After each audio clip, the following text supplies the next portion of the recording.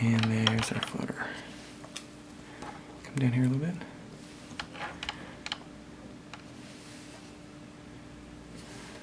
So it's a beauty. It is a Weiss ring. It's not an entire ring. It's more like a C. So we'll call it a Weiss C. But it originally came off the optic nerve and then it kind of condensed a bit. So right where it is right now is where it typically wants to sit, which is where you see it probably, what, 20, 30 degrees off to your left or so, which is probably typical where it sits. And so it's really pretty clear everywhere else. This is just a really well-defined, well-isolated floater. And so I have my red beams focusing on that, kind of jogging that back and forth and get both of those superimposed upon each other right there. And these things tend to be pretty well suspended in place, at least initially, until you start breaking some of the attachments. So this one really should be called a suspender, not so much a floater. It's a suspender because it's suspended in position there. And the strategy with this is to kind of chew away at it from the end. So we'll go right to the end, right there. And that just opened it up there. I'm going to watch it dance around here. So sometimes at first it just seems to just kind of dance. Kind of like in those movies where the cowboys are shooting at the other person's feet and they say dance. Well, right now it's just dancing. The nice thing about these is you can see them progressively get smaller as you treat.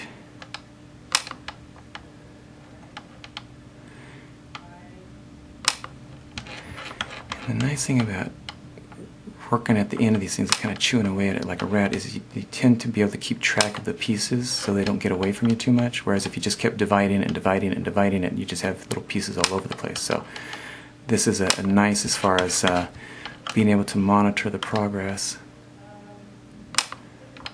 and see it get smaller as we go here.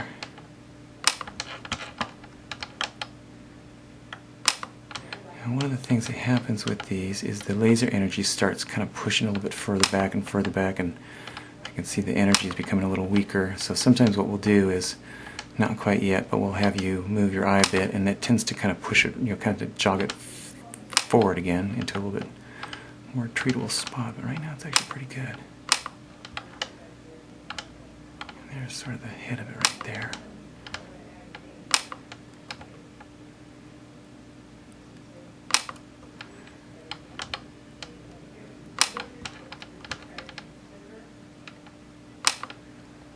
I only wish all my floaters looked like this.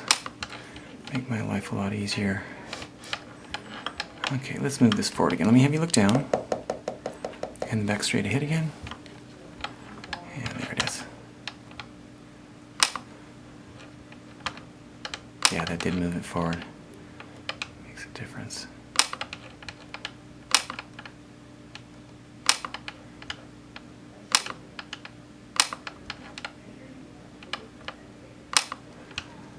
So already it's maybe about half the length it was. It's starting to look a little sloppy, a little more raggedy.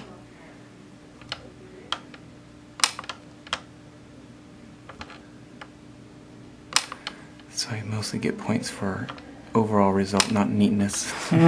Showing my work, but neatness doesn't count as much, I guess. Maybe look down again. Then back to light here again. And there it is. Behaving very nicely, right where I'd want it to.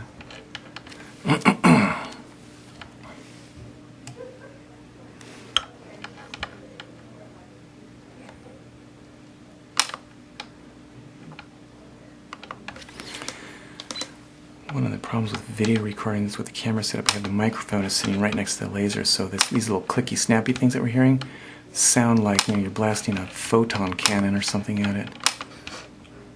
It's a little daunting. That's already a lot better here. We're doing fine.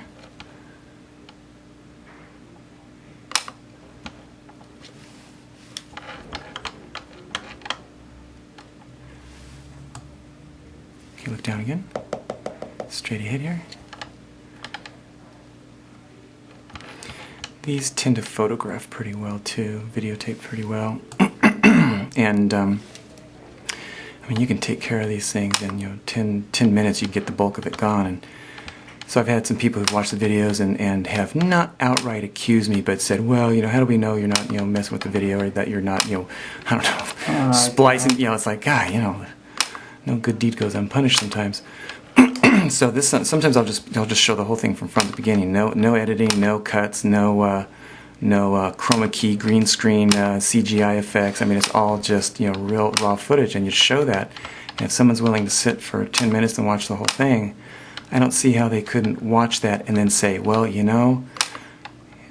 was there and it's not now. So, maybe it's not a perfect procedure, maybe not all floaters can be treated, but at least if you can show that there are some floaters that can be absolutely obliterated, almost entirely right before your very eyes, that's pretty good evidence. Okay. We don't have to talk about lab values or enzyme levels or protein measurements or assays. I mean, you don't have to talk about genetic. I mean, it's just literally there's physical stuff that was physically visible that you could see, that was in a very consistently located position, that you saw it get chewed up from one end to the other, and 10 minutes later, so it's essentially gone, and that is pretty hard to refute.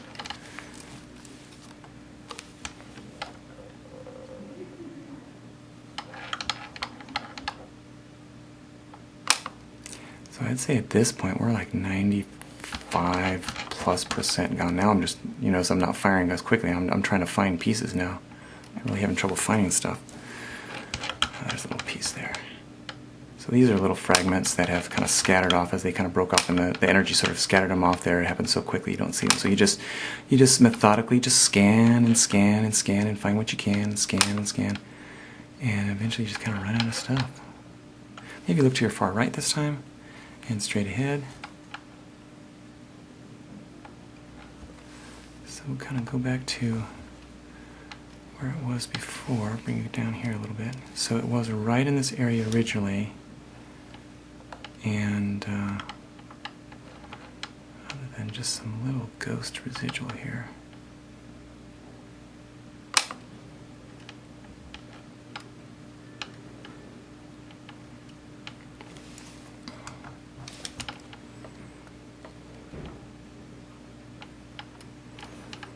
Okay, look down again. Up here straight.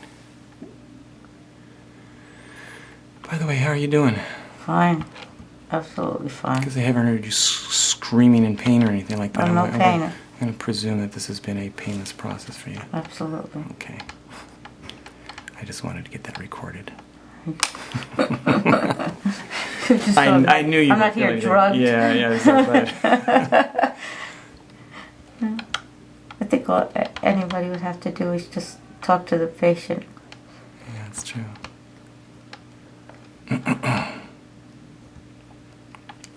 Let's do that again. Look down again and straight ahead here again.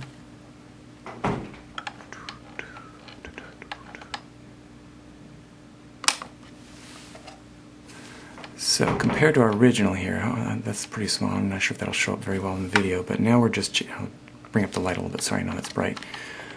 These things are very low contrast. They don't show up very well unless you increase the light. So now we're just, you can tell that these things are really quite microscopic little fragments compared to the original. Size-wise, well, there's the optic nerve here. The optic nerve, the diameter of that optic nerve is about 1.5 millimeters. And you back off into this space here, and some of these little things are 1/20 of a millimeter. Really very, very small. Many of these small little fragments that I was just chasing after there, many of those are so small they're not even going to cast they're too small to cast a visible shadow. So I just go after them just because I like to have a really clean end product here. But I think you could leave a lot of that stuff and you wouldn't even see it. Now, if the lighting is just right, I'll try to do this here.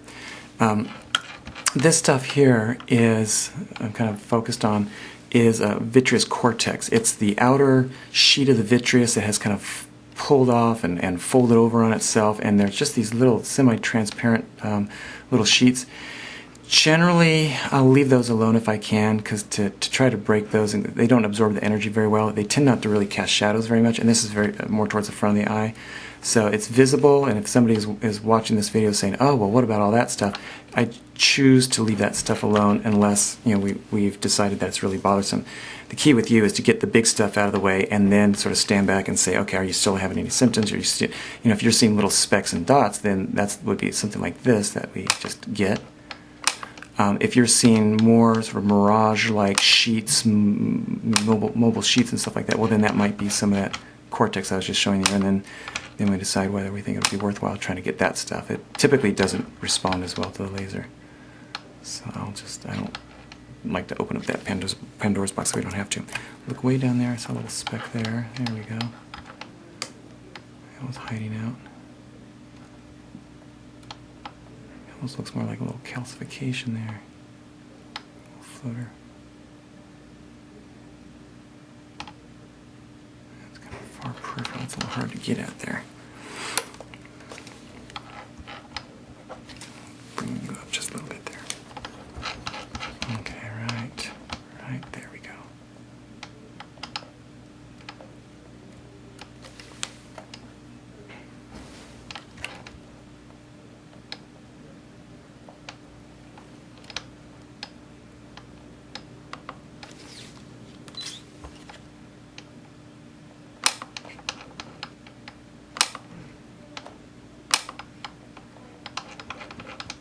There's beautiful little bubbles. Look like little mercury blobs. And that's what you do. You break that stuff into it. It vaporizes, turns to gas bubbles. Those gas bubbles will float up out of the way there and eventually just reabsorb and dissolve, and they don't last longer than about 15-20 minutes or so. And they're gone.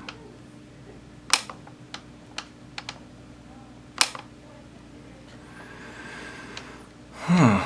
Well, I'm kind of running out of stuff here. I feel like I should just keep firing away in here to give you your money's worth, but I think I already did.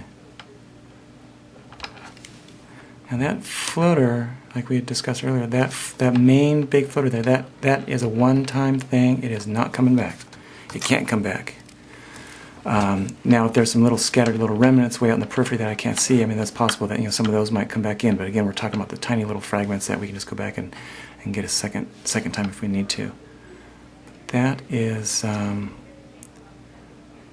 think, arguably one of the cleanest and quickest and treatments. Sort of the best type of floater and best type of treatment I could hope for. So. Chew, you know, get chewed up, whatever, chewed up. Chew, you know, get chewed up, whatever, chewed up.